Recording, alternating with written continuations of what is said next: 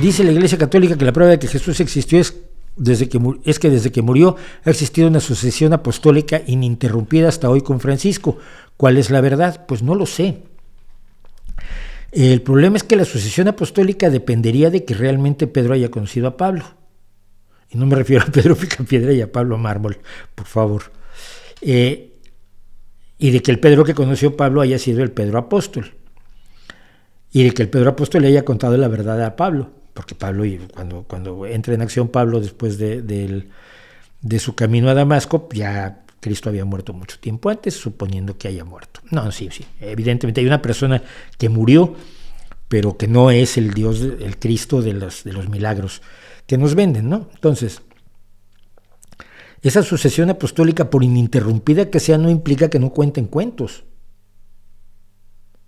Alguien que fue discípulo de un tipo que decía cosas muy bonitas, cuando el tipo se muere te dice que hizo milagros y te crea el Jesús imaginario de los evangelios que 80 años después se ponen por escrito.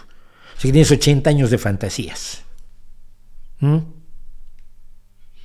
¿Eso me garantiza que el Cristo del que se escribe en los evangelios haya existido como tal?